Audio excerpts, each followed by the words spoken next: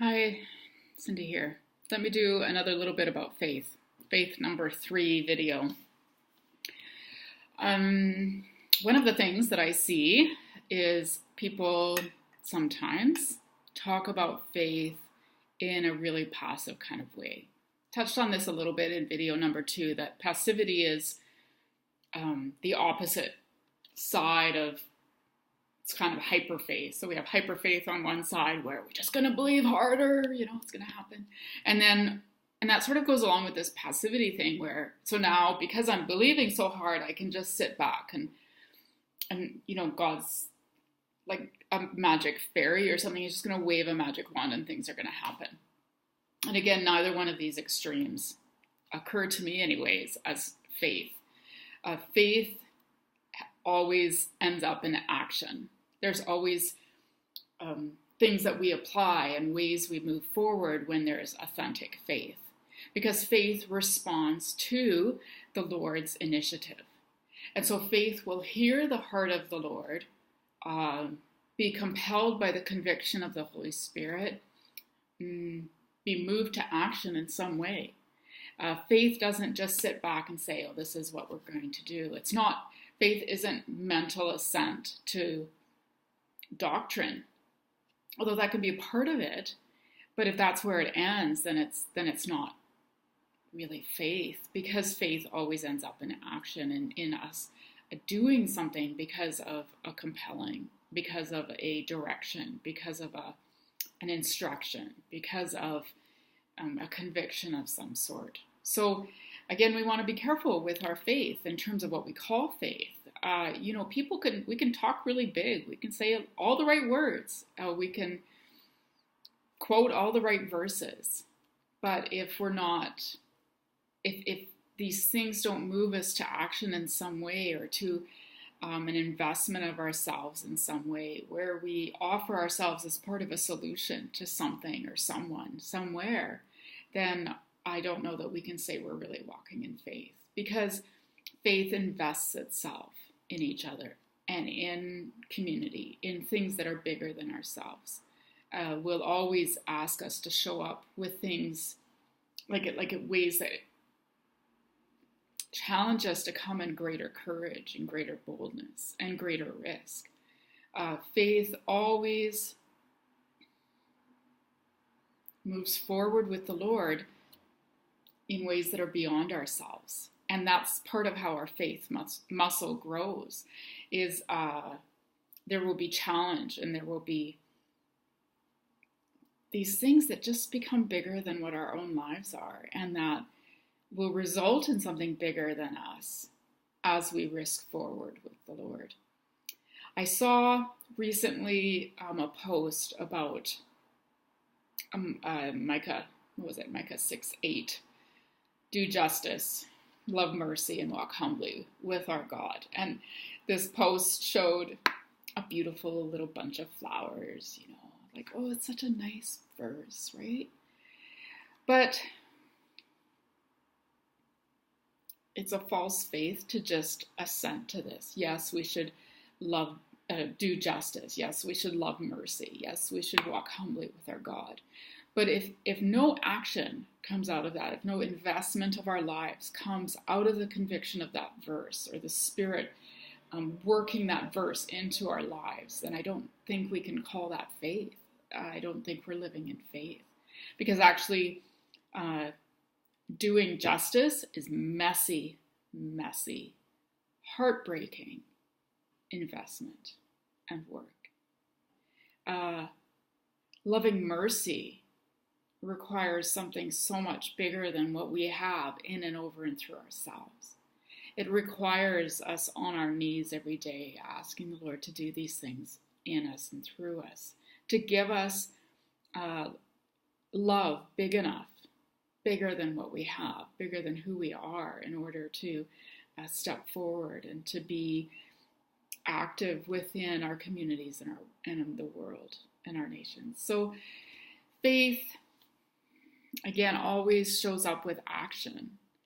It never is just agreement to nice little sayings or supposedly simple verses. the way of God is profoundly challenging and difficult. It's not our natural way, and we often don't have what is necessary for the things we're called into. When I began, or not even when I began, when the Lord was telling me about the work I was to do, I knew I didn't have enough love for it. And so one of my first prayers for a number of years was like, God, give me enough love for this. But even in the midst of that, and even in the midst of waiting on the Lord for that, there was preparation taking place. You see, faith doesn't just sit back and wait for God to show up and do something. I was talking to someone some years back, and they were talking about going somewhere, and they were just going to have faith in God. And I said to the person, so God's not going to go buy your plane ticket for you, right? Like, you actually have to risk forward. Like, risk on the Lord's words that you think you've heard, his heart that you think you know, the direction that it seems like you're being instructed in, but you have to risk forward and prepare and plan and actually add your muscle to the thing. Actually, take the step with your feet. You have to show up if you're going to call it faith. And you have to, again, just have conversations that you're not comfortable having. Risk in authenticity, which is really vulnerability. That you could be getting it wrong. You could just be nuts here. Maybe you're missing it, but you're going to go forward anyways. And you're going to do whatever the next thing is. It's not ever doing it all at once, but what's the next thing? When sometimes people will talk to me about hearing the Lord's voice and that they don't hear God's voice. They can't hear God. And we haven't always been taught a lot about what hearing God means, but one of the first things I'll ask somebody if they seem really, really stuck on this is, well, what was the last thing the Lord compelled or instructed you in or was talking to you about? And have you responded to that? Have you done that thing? Have you taken that step? Have you moved in the risk of that thing? Because if not, well, God's not going to keep yakking. Faith is relationship. It's a back and forth between us and the Lord's heart. It's this place where God suggests something to us and we respond. And usually it's a response in action. And if we're not responding in action, I don't know, we're disconnecting ourselves from the conversation. And then we wonder why we can't hear God. It's a two-way street. It goes back and forth. We respond to each other. The Lord responds to us. We respond to the Lord. The Lord initiates things. We respond. We initiate things. The Lord responds. All faith is this relationship with the Lord. And so if we're not willing to meet the Lord and to respond and to take risk and to go forward on what we think we've heard, even if we're wrong, we're not engaging faith. And our faith won't grow, our muscle won't grow, because it's through the difficulty of risk-taking. It's through vulnerability. It's through, again, just sort of taking the next step when we're not even completely sure where our foot's going to land. Or we can't see the step, but we're starting to step out anyways. And we know that the step will be there as we walk forward. Often we're waiting for 10 steps. We want to see the 10 next steps, right? Like stepping stones in a garden. And we want to see them. And we want to know that they're going to get us where we want to go. But in my experience, the Lord never shows us even 3 steps in advance. It's usually 1 step at a time. And the Lord's saying, well, this is the next step. This is the next thing. You're going to do it or not. Because, of course, the only way to see the step after that is if we've taken the step. So we take a step, and then the next step becomes clear. And then after we've taken that step, okay, then now the next step becomes clear. And we find ourselves making this way down a path set out before us and provided for and envisioned by the Lord himself, by God himself. But if we're not willing to take that next step, if we're demanding that we see 10 steps down the road, or we're demanding that God answer this or that, or, our queries on this, or he answers to our anger on that, well, again, it doesn't really work, right? It's not really going to come together for us because all relationships come of responding again.